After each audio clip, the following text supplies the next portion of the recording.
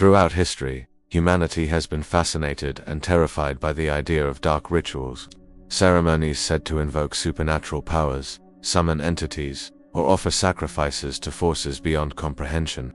From whispered stories of midnight gatherings to shocking criminal cases that shook entire nations, the shadow of satanic rituals has loomed large over our collective imagination.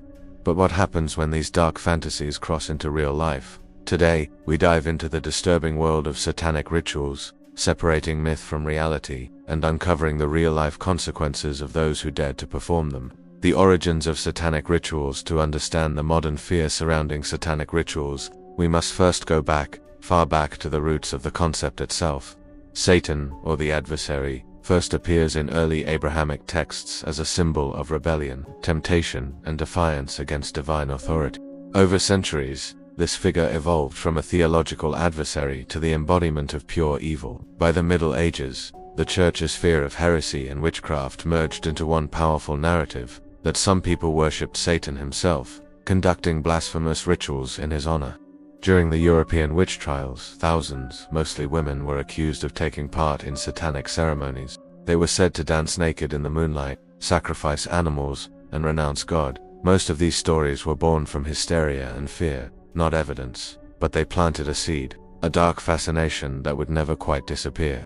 The rise of modern Satanism. Fast forward to the 20th century. In 1966, a man named Anton LaVey founded the Church of Satan in San Francisco. His book, The Satanic Bible, became a countercultural phenomenon, preaching not devil worship, but a philosophy of individualism, indulgence, and freedom from religious guilt. LaVeyan's Satanism was theatrical, symbolic, and intentionally provocative. It did not involve sacrifices or worship of an actual devil. But to the public eye, the line between symbolic rebellion and real evil blurred, and by the 1980s, that confusion would explode into full-blown panic. The Satanic Panic of the 1980s and the 1980s, America faced a cultural storm now known as the Satanic Panic. A wave of fear swept across the United States, fueled by media reports, televangelists, and sensational documentaries claiming that satanic cults were infiltrating schools, daycares, and neighborhoods. Daycare workers, teachers, and even parents were accused of committing ritualistic abuse, acts of torture, murder, and demonic worship, all in the name of Satan. But as investigations unfolded, nearly all of these accusations fell apart. There was no concrete evidence, no secret underground cults, no mass sacrifices, no organized satanic networks. What did exist, however, were ruined lives, people falsely accused, families destroyed, children traumatized by suggestive interviews and false memories planted by hysteria. The McMartin preschool case became the longest and most expensive criminal trial in US history, and ended with no convictions. The Satanic Panic revealed not a world of dark rituals, but the power of fear to destroy innocent people.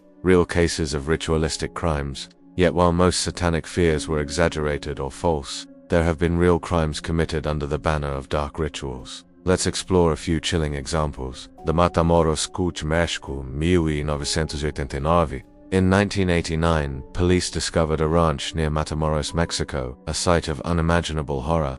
A group of drug traffickers had mixed satanic and Afro-Caribbean ritual practices with their operations. They believed performing human sacrifices would make them invincible. When police raided the compound, they uncovered dozens of mutilated bodies, ritual altars, and evidence of gruesome killings.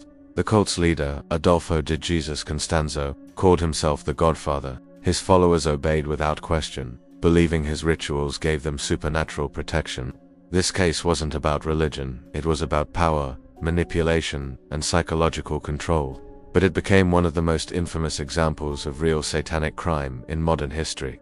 The Chicago Ripper Crew, 1980s in Chicago, 4 men, led by Robin Gecht, a former construction worker, carried out a series of brutal murders. They kidnapped women, tortured them, and performed twisted rituals involving mutilation. Gecht was said to have created a makeshift satanic shrine in his attic, where he forced his followers to participate in cannibalistic acts. Though Gecht claimed his crimes were ritualistic, psychologists later noted that his behavior stemmed not from genuine satanic belief, but from psychopathy masked in ritual symbolism. The Fall River Cult Murders 1979-1980. In Massachusetts, 3 people were convicted for a series of murders connected to alleged satanic rituals. The killings involved animal sacrifices, occult symbols, and ritualistic violence. But as investigators later revealed, much of it was less about religious devotion and more about control, drugs, and delusion. The psychology behind ritual crimes, so, what drives people to commit acts they call satanic rituals? Experts point to several psychological and social factors. Often, these individuals or groups are drawn not by actual belief in Satan but by the power and fear the symbolism inspires. For some, the ritual serves as a psychological release, a way to express rage, dominance, or rebellion.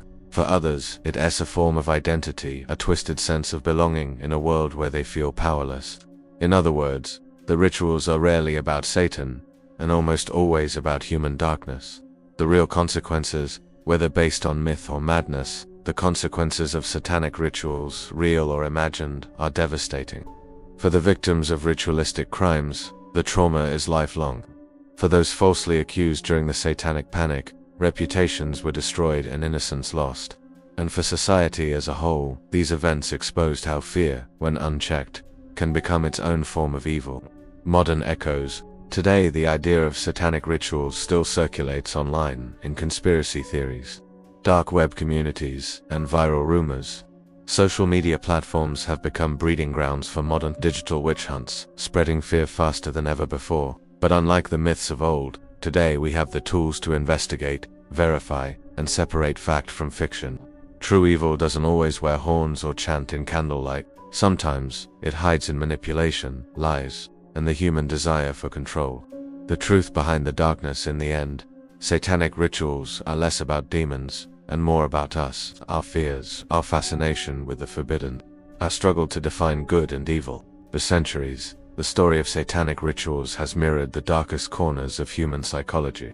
It's a reminder that the greatest horror may not come from the supernatural, but from what humans are capable of when belief and obsession turn to violence. This is the story of satanic rituals and their real-life consequences, a chilling look not into hell, but into the human soul.